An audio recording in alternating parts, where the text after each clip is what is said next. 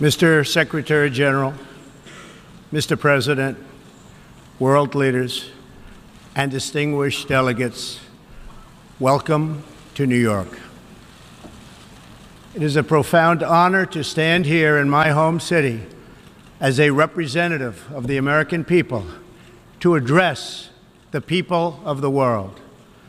As millions of our citizens continue to suffer the effects of the devastating hurricanes that have struck our country, I want to begin by expressing my appreciation to every leader in this room who has offered assistance and aid. The American people are strong and resilient, and they will emerge from these hardships more determined than ever before. Fortunately, the United States has done very well since Election Day last November 8th. The stock market is at an all-time high, a record. Unemployment is at its lowest level in 16 years, and because of our regulatory and other reforms, we have more people working in the United States today than ever before. Companies are moving back, creating job growth the likes of which our country has not seen in a very long time. And it has just been announced that we will be spending almost $700 billion on our military and defense. Our military will soon be the strongest it has ever been. For more than 70 years, in times of war and peace, the leaders of nations, movements, and religions have stood before this assembly. Like them, I intend to address some of the very serious threats before us today, but also the enormous potential waiting to be unleashed. We live in a time of extraordinary opportunity. Breakthroughs in science, technology, and medicine are curing illnesses and solving problems that prior generations thought impossible to solve. But each day also brings news of growing dangers that threaten everything we cherish and value. Terrorists and extremists have gathered strength and spread to every region of the planet. Rogue regimes represented in this body not only support terrorists, but threaten other nations and their own people with the most destructive weapons known to humanity. Authority and authoritarian powers seek to collapse the values, the systems, and alliances that prevented conflict and tilted the world toward freedom since World War II. International criminal networks traffic drugs, weapons, people, force dislocation and mass migration, threaten our borders, and new forms of aggression exploit technology to menace our citizens. To put it simply, we meet at a time of both immense promise and great peril. It is entirely up to us whether we lift the world to new heights or let it fall into a valley of disrepair. We have it in our power, should we so choose, to lift millions from poverty, to help our citizens realize their dreams, and to ensure that new generations of children are raised free from violence, hatred, and fear. This institution was founded in the aftermath of 2 world wars to help shape this better future. It was based on the vision that diverse nations could cooperate to protect their sovereignty, preserve their security, and promote their prosperity. It was in the same period, exactly 70 years ago, that the United States developed the Marshall Plan to help restore Europe. Those 3 beautiful pillars, they're pillars of peace, sovereignty, security, and prosperity. The Marshall Plan was built on the noble idea that the whole world is safer when nations are strong independent, and free. As President Truman said in his message to Congress at that time, our support of European recovery is in full accord with our support of the United Nations. The success of the United Nations depends upon the independent strength of its members. To overcome the perils of the present and to achieve the promise of the future, we must begin with the wisdom of the past. Our success depends on a coalition of strong and independent nations that embrace their sovereignty to promote security, prosperity, and peace for themselves and for the world. We do not expect diverse countries to share the same cultures, traditions, or even systems of government, but we do expect all nations to uphold these two core sovereign duties: to respect the interests of their own people and the rights of every other sovereign nation. This is the beautiful vision of this institution, and this is the foundation for cooperation and success. Strong sovereign nations let diverse countries with different values, different cultures, and different dreams not just coexist, but work side by side on the basis of mutual respect. Strong sovereign nations let their people take ownership of the future and control their own destiny. And strong sovereign nations allow individuals to flourish in the fullness of the life intended by God. In America, we do not seek to impose our way of life on anyone, but rather to let it shine as an example for everyone to watch. This week gives our country a special reason to take pride in that example. We are celebrating the 230th anniversary of our beloved Constitution, the oldest Constitution still in use in the world today. This timeless document has been the foundation of peace, prosperity, and freedom for the Americans and for countless millions around the globe whose own countries have found inspiration in its respect for human nature, human dignity, and the rule of law. The greatest in the United States Constitution is its first three beautiful words. They are, "We the people." Generations of Americans have sacrificed to maintain the promise of those words, the promise of our country and of our great history. In America, the people govern, the people rule, and the people are sovereign. I was elected not to take power, but to give power to the American people where it belongs. In foreign affairs, we are renewing this founding principle of sovereignty. Our government's first duty is to its people, to our citizens, to serve their needs, to ensure their safety, to preserve their rights, and to defend their values. As President of the United States, I will always put America first, just like you, as the leaders of your countries, will always and should always put your countries first.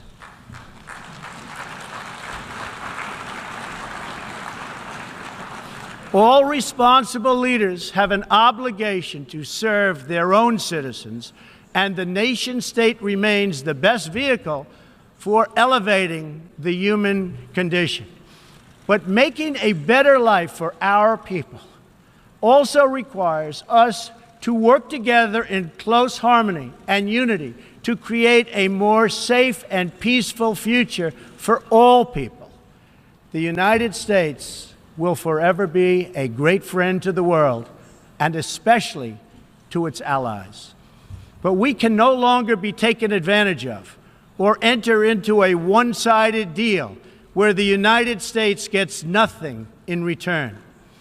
As long as I hold this office, I will defend America's interests above all else. But in fulfilling our obligations to our own nations, we also realize that it's in everyone's interest to seek a future where all nations can be sovereign, prosperous, and secure. America does more than speak for the values expressed in the United Nations Charter. Our citizens have paid the ultimate price to defend our freedom and the freedom of many nations represented in this great hall. America's devotion is measured on the battlefields where our young men and women have fought and sacrificed alongside of our allies. From the beaches of Europe to the deserts of the Middle East to the jungles of Asia. It is an eternal credit to the American character that even after we and our allies emerged victorious from the bloodiest war in history, we did not seek territorial expansion or attempt to oppose and impose our way of life on others. Instead, we helped build institutions such as this one to defend the sovereignty, security, and prosperity for all. For the diverse nations of the world, this is our hope. We want harmony and friendship, not conflict and strife. We are guided by outcomes, not ideology. We have a policy of principled realism rooted in shared goals, interests, and values. That realism forces us to confront a question facing every leader and nation in this room. It is a question we cannot escape or avoid. We will slide down the path of complacency, numb to the challenges, threats, and even wars that we face.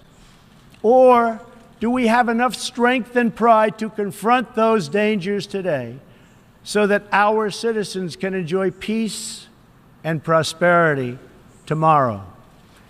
If we desire to lift up our citizens, if we aspire to the approval of history, then we must fulfill our sovereign duties to the people we faithfully represent. We must protect our nations, their interests, and their futures. We must reject threats to sovereignty from the Ukraine to the South China Sea. We must uphold respect for law, respect for borders, and respect for culture, and the peaceful engagement these allow. And just as the founders of this body intended, we must work together and confront together those who threaten us with chaos, turmoil, and terror. The scourge of our planet today is a small group of rogue regimes that violate every principle on which the United Nations is based. They respect neither their own citizens nor the sovereign rights of their countries. If the righteous many do not confront the wicked few, then evil will triumph.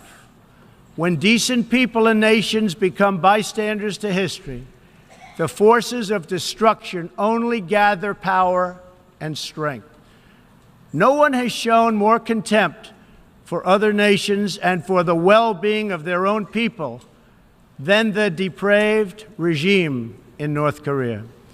It is responsible for the starvation deaths of millions of North Koreans and for the imprisonment, torture, killing, and oppression of countless more. We were all witness to the regime's deadly abuse when an innocent American college student, Otto Warmbier, was returned to America only to die a few days later. We saw it in the assassination of the dictator's brother using banned nerve agents in an international airport. We know it kidnapped a sweet 13-year-old Japanese girl from a beach in her own country to enslave her as a language tutor for North Korea's spies. If this is not twisted enough, now North Korea's reckless pursuit of nuclear weapons and ballistic missiles threatens the entire world with unthinkable loss of human life. It is an outrage that some nations would not only trade with such a regime, but would arm, supply, and financially support a country that imperils the world with nuclear conflict. No nation on earth has an interest in seeing this band of criminals arm itself with nuclear weapons and missiles. The United States has great strength and patience, but if it is forced to defend itself or its allies, we will have no choice but to totally destroy North Korea. Rocket Man is on a suicide mission for himself and for his regime. The United States is ready, willing, and able, but hopefully this will not be necessary. That's what the United Nations is all about. That's what the United Nations is for. Let's see how they do. It is time for North Korea to realize that the denuclearization is its only acceptable future. The United Nations Security Council recently held 2 unanimous 15-0 votes adopting hard-hitting resolutions against North Korea, and I want to thank China and Russia for joining the vote to impose sanctions along with all of the other members of the Security Council. Thank you to all involved. But we must do much more. It is time for all nations to work together to isolate the Kim regime until it ceases its hostile behavior. We face this decision not only in North Korea. It is far past time for the nations of the world to confront another reckless regime, one that speaks openly of mass murder, vowing death to America, destruction to Israel, and ruin for many leaders and nations in this room. The Iranian government masks a corrupt dictatorship behind the false guise of a democracy. It has turned a wealthy country with a rich history and culture into an economically depleted rogue state whose chief exports are violence, bloodshed, and chaos. The longest suffering victims of Iran's leaders are, in fact, its own people. Rather than use its resources to improve Iranian lives, its oil profits go to fund Hezbollah and other terrorists that kill innocent Muslims and attack their peaceful Arab and Israeli neighbors. This wealth, which rightly belongs to Iran's people, also goes to shore up Bashar al-Assad's dictatorship, fuel Yemen's civil war, and undermine peace throughout the entire Middle East. We cannot let a murderous regime continue these destabilizing activities while building dangerous missiles, and we cannot abide by an agreement if it provides cover for the eventual construction of a nuclear program.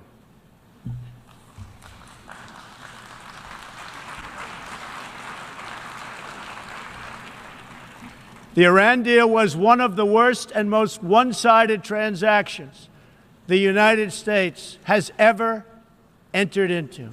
Frankly, that deal is an embarrassment to the United States, and I don't think you've heard the last of it, believe me.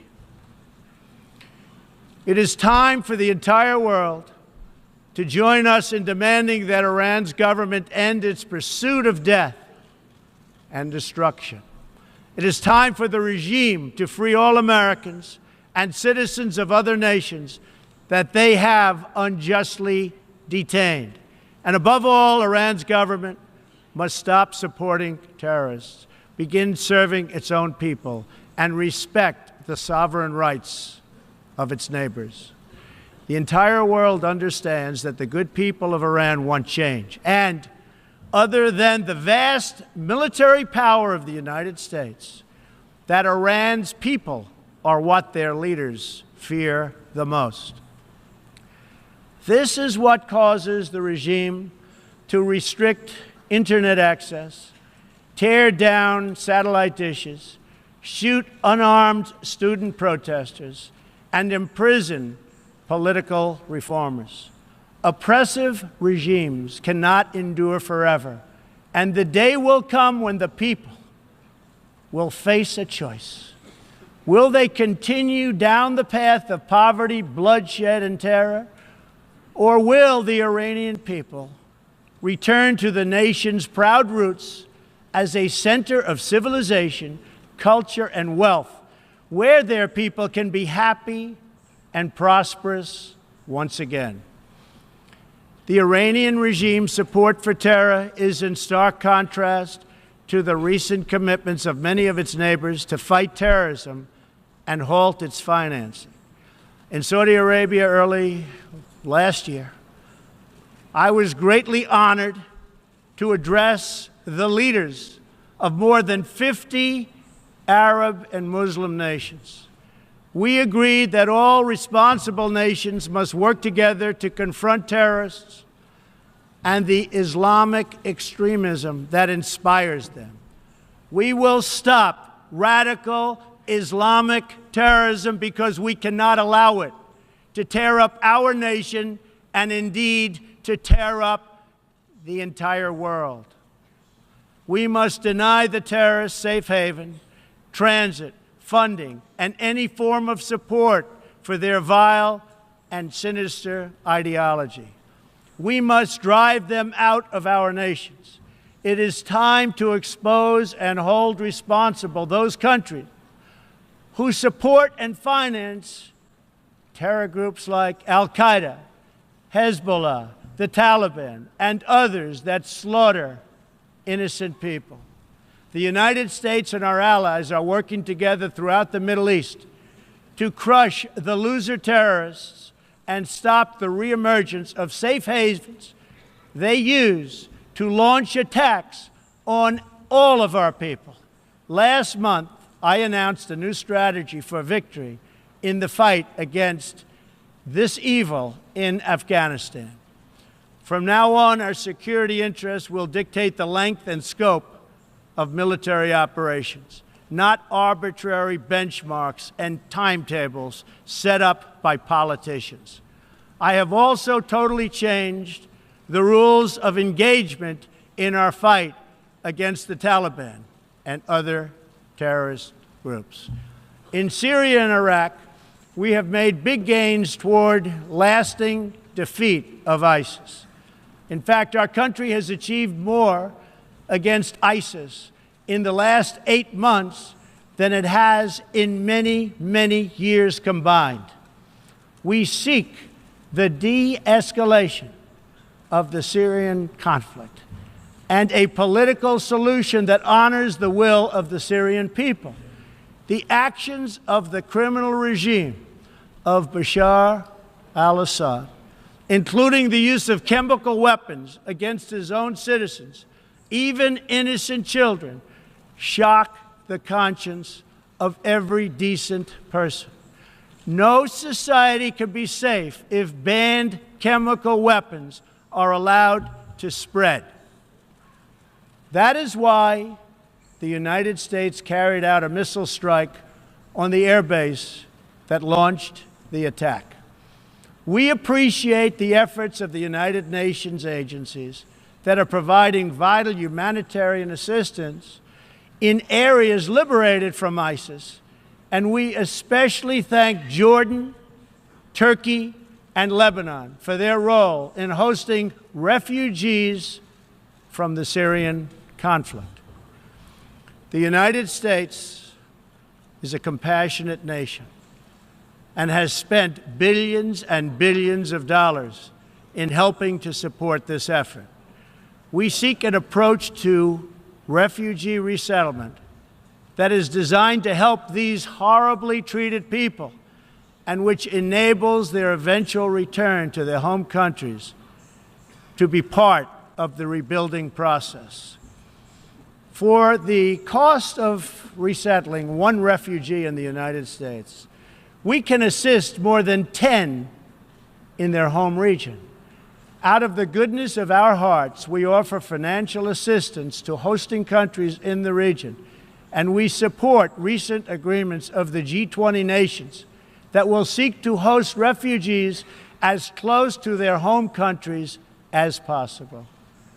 This is the safe, responsible, and humanitarian approach.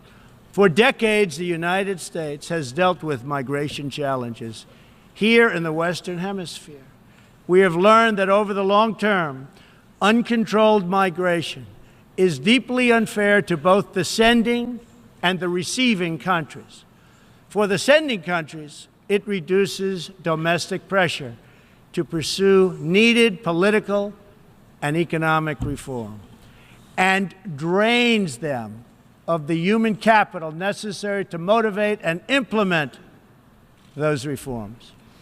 For the receiving countries, the substantial costs of uncontrolled migration are borne overwhelmingly by low-income citizens whose concerns are often ignored by both media and government. I want to salute the work of the United Nations in seeking to address the problems that cause people to flee from their homes. The United Nations and African Union led peacekeeping missions to have invaluable contributions in stabilizing conflicts in Africa. The United States continues to lead the world in humanitarian assistance, including famine prevention and relief in South Sudan, Somalia, and northern Nigeria and Yemen. We have invested in better health and opportunity all over the world through programs like PEPFAR, which funds AIDS relief, the President's Malaria Initiative, the Global Health Security Agenda, the Global Fund to End Modern Slavery, and the Women Entrepreneurs Finance Initiative, part of our commitment to empowering women all across the globe. We also thank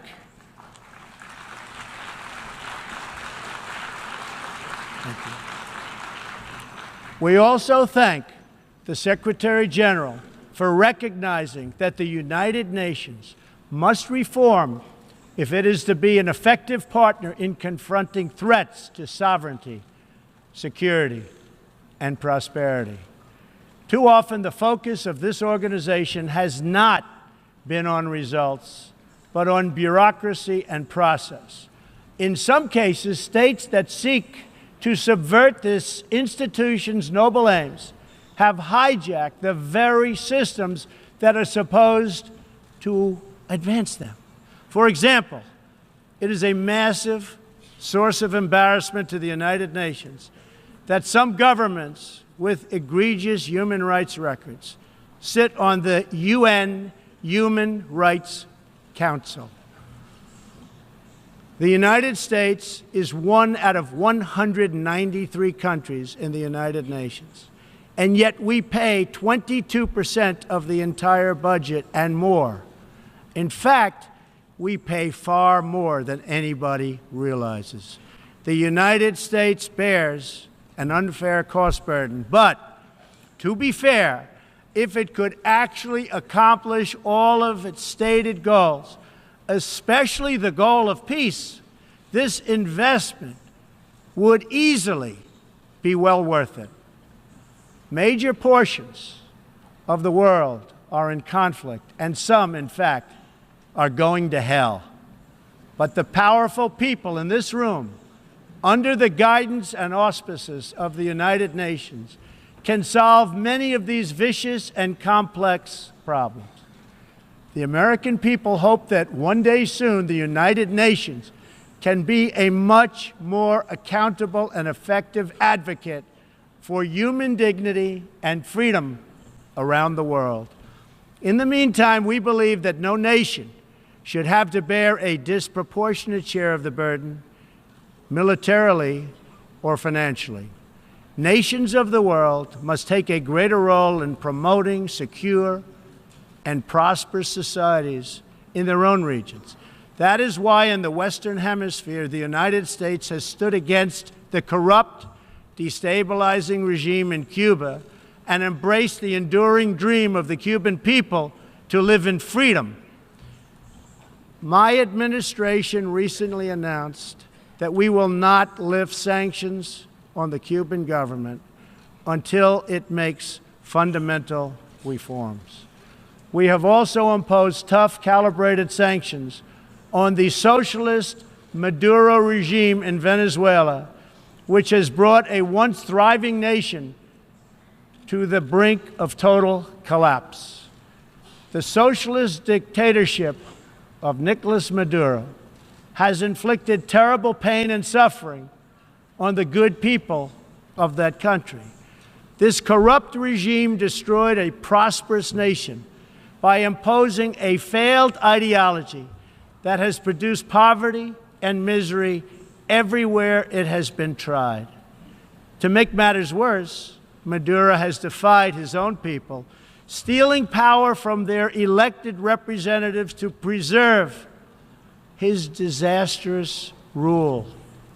The Venezuelan people are starving, and their country is collapsing.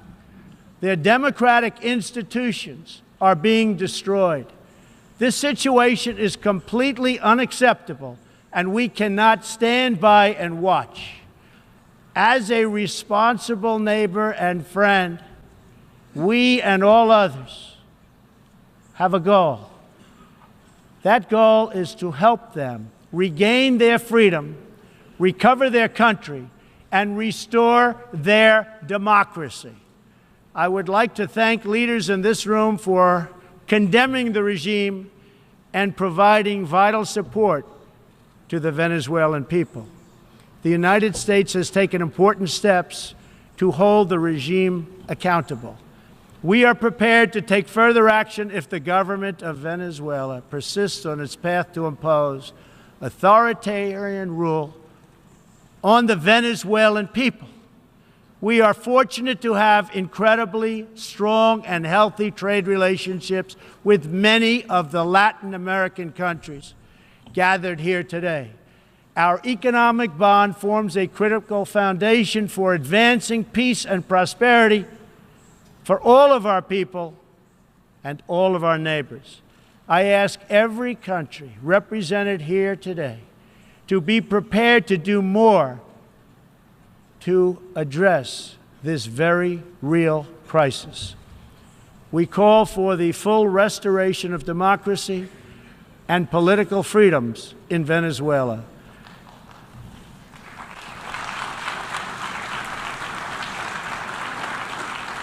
The problem in Venezuela is not that socialism has been poorly implemented, but that socialism has been faithfully implemented.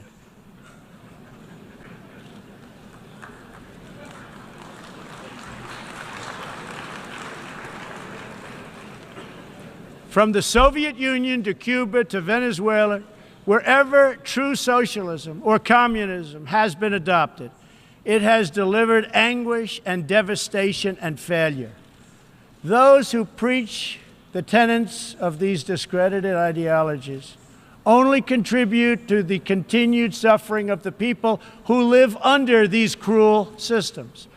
America stands with every person living under a brutal regime. Our respect for sovereignty is also a call for action. All people deserve a government that cares for their safety, their interests, and their well-being, including their prosperity.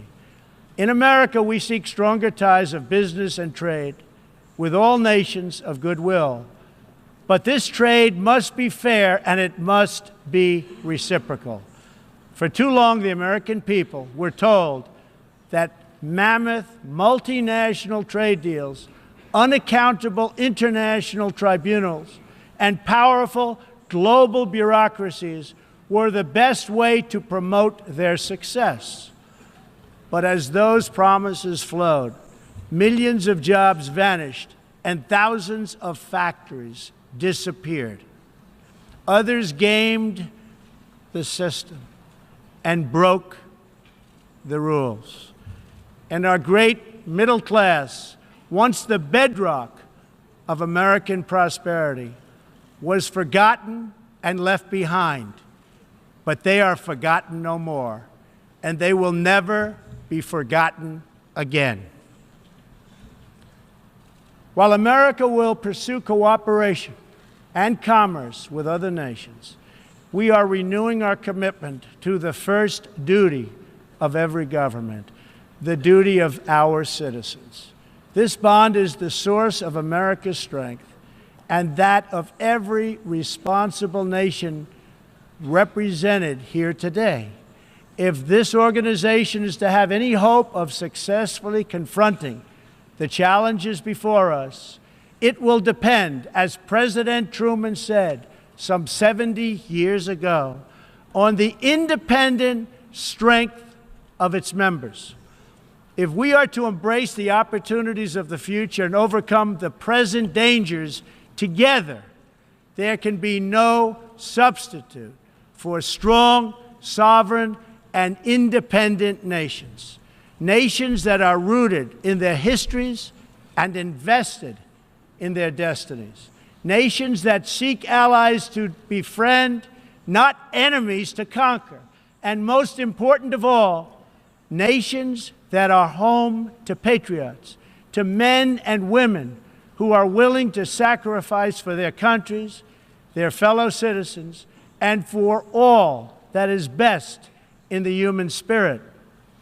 In remembering the great victory that led to this body's founding, we must never forget that those heroes who fought against evil also fought for the nations that they loved.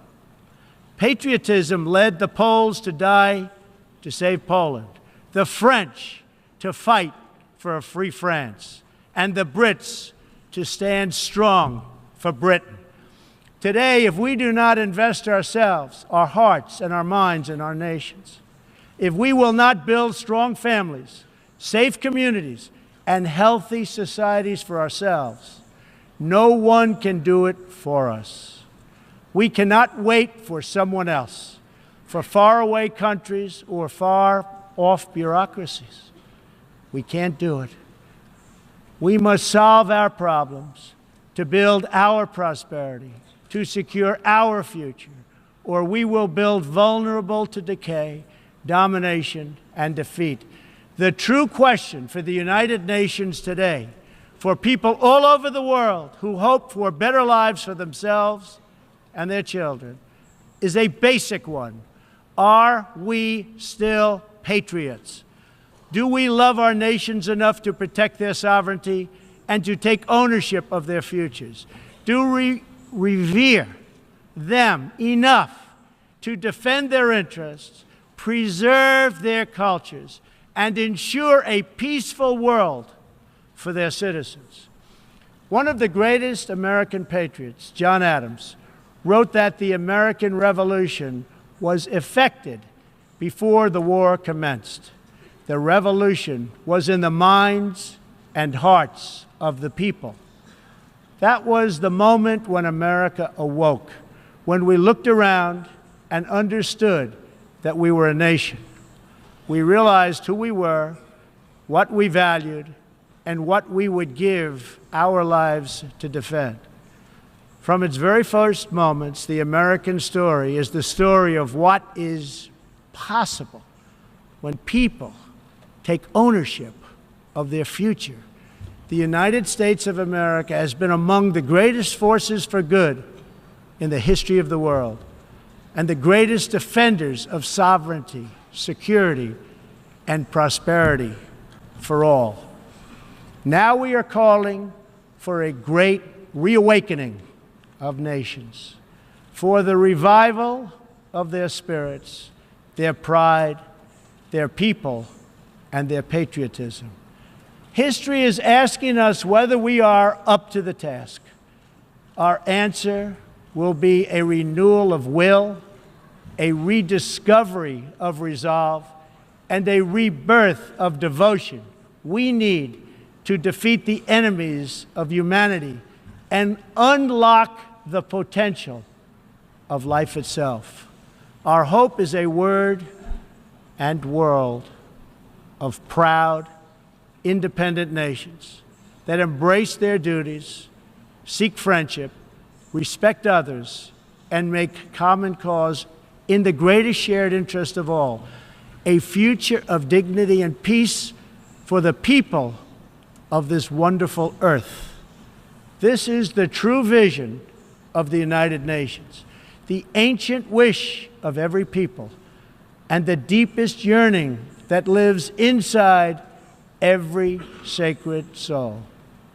So let this be our mission, and let this be our message to the world. We will fight together, sacrifice together, and stand together for peace, for freedom, for justice, for family, for humanity, and for the Almighty God who made us all. Thank you. God bless you. God bless the nations of the world, and God bless the United States of America. Thank you very much.